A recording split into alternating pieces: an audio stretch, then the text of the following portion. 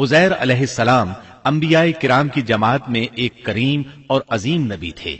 अल्लाह ताला ने उन्हें एक बस्ती की तरफ चलने का हुक्म दिया। वहां पहुंचे तो बस्ती वीरान थी, बेआबाद थी। अब ये हैरान हुए कि मुझे यहाँ किस लिए भेजा गया। ऐसे में ख्याल आया अल्लाह ताला इस मुर्दा बस्ती को कैसे जिंदा फरमाएंगे। ये ख्याल ताज्जुब के तौर पर था। अल्लाह ताला सूरतुल बकरा आयत 259 में फरमाते हैं, या उस शख्स की मानिंद के जिसका गुजर उस बस्ती पर हुआ जो छत के बल औंधी पड़ी हुई थी। वो कहने लगा कि उसकी मौत के बाद अल्लाह ताला उसे कैसे जिंदा करेगा। तो अल्लाह ताला ने उसे भी मौत दे दी 100 साल के लिए। फिर उसे उठाया, पूछा तुझ पर कितनी मुद्दत गुजरी।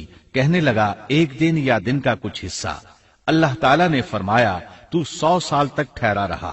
फिर अब तू अपने खाने पीने को देख कि ये बिल्कुल खराब नहीं हुआ, और अपने गधे को भी देख, हम तुझे लोगों के लिए एक निशानी बना रहे हैं। तू देख कि हम हड्डियों को किस तरह जोड़ते हैं, फिर उन पर गोश्त चढ़ाते हैं। जब ये सब जाहिर हो चुका तो कहने लगा मैं जानता हूं अल्लाह ताला हर चीज पर कादिर है। अल्लाह ताला ने नींद की हालत में उज़ैर अलैहिस्सलाम की रूह कब्ज की थी, इसलिए उन्होंने जवाब देते वक्त समझा कि शायद वो सो रहे हैं।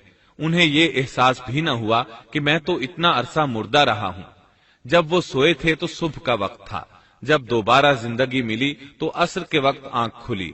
इसीलिए अल्लाह ताला के सवाल के जवाब में उन्होंने कहा मैं एक दिन या दिन का कुछ हिस्सा सोया रहा हूंगा। अल्लाह ताला ने फरमाया अपने खाने और गधे को देखो, खाना बहुत जल्द खराब हो जाता है, लेकिन 100 साल गुजरने पर भी खाना बिल्कुल ताजा था, जबकि आपके गधे की हड्डियां बिखरी पड़ी थीं। अचानक उनके सामने देखते ही देखते हड्डियां हरकत करने लगी, फिर जुड़ने लगी। गधे का ढांचा तैयार हो गया तो उस पर गोश्त चढ़ने लगा। इस तरह गधा जिंदा हो गया और आवाज देने लगा। ये देखकर उज़ैर अलैहिस्सलाम पुकार उठे, वाकई मेरा परवरदिगार हर चीज पर कादिर है। उनकी इस आरजी मौत के दौरान वो बस्ती आबाद हो चुकी थी। उज़ैर अलैहिस्सलाम ने उनसे पूछा क्या तुम लोग उज़ैर को जानते हो।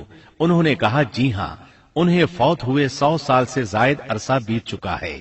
तब उज़ैर अलैहिस्सलाम ने उन्हें बताया मैं ही उज़ैर हूं। उन्हें यकीन न आया। वो एक बुढ़िया को ले आए, उसकी उम्र 120 साल थी। उन्होंने उससे उज़ैर अलैहिस्सलाम के बारे में पूछा। उसने उज़ैर अलैहिस्सलाम की 10 निशानियां बयान की। वो सामने खड़े उज़ैर अलैहिस्सलाम को देख रहे थे। तब उन्हें यकीन आया। उज़ैर अलैहिस्सलाम उनके दरमियान क़याम पजीर रहे।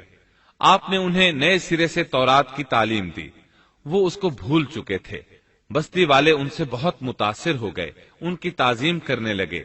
इस अजीम मोजज़े की वजह से रफ्ता रफ्ता वो उन्हें अल्लाह का बेटा तसव्वुर करने लगे। अल्लाह ताला सूरह तौबा आयत 30 में फरमाते हैं, और यहूदियों ने कहा उज़ैर अल्लाह के बेटे हैं। ये अल्लाह ने उनका एक जुर्म बयान किया है।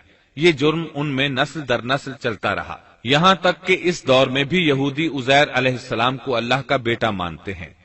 आपका नाम दीवाने मुकद्दस भी रखते हैं और कहते हैं ये मुकद्दस जात की नस्ल से है और माबूद है। यही उनका शिर्क है। अल्लाह उन पर लानत करे। अल्लाह उन्हें इस जुर्म की सजा जरूर देगा। इंसान कितने ही बुलंदबाला मकाम पर पहुंच जाए और अल्लाह ताला के साथ उसे ज्यादा से ज्यादा कुर्ब हासिल हो जाए, तब भी वो अल्लाह का बंदा ही रहता है। और किसी भी बुलंदी पर पहुंचकर वो अल्लाह या अल्लाह का बेटा नहीं हो सकता, अल्लाह का शरीक नहीं हो सकता। अल्लाह जल्ल शानुहु की जात पाक वहदहु ला शरीक है और बाप बेटे की निस्बतों से पाक है।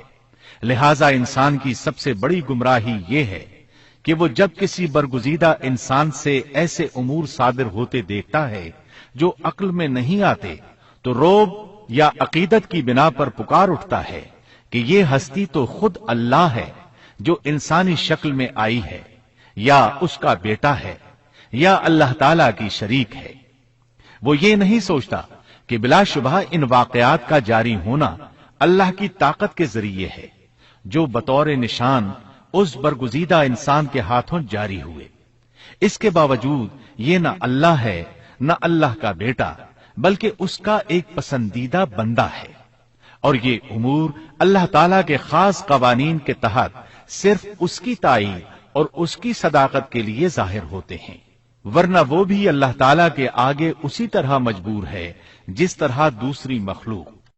قرآن کریم نے سیدنا عیسیٰ علیہ السلام کی حقیقت سورہ آل عمران کی آیت 59 میں اس طرح بیان کی ہے: اللہ کے نزدیک عیسیٰ علیہ السلام کی مثال آدم علیہ السلام کی سی ہے کہ اللہ نے انہیں مٹی سے پیدا کیا اور حکم دیا کہ ہو جا، اور وہ ہو گئے۔ مطلب یہ کہ اللہ کا بیٹا اگر کسی کو کہا جا سکتا تو آدم علیہ السلام کو کہا جانا چاہیے تھا، لہذا کسی نبی کے بارے میں یہ عقیدہ رکھنا کہ وہ اللہ کا بیٹا ہے بالکل فضول اور باطل ہے۔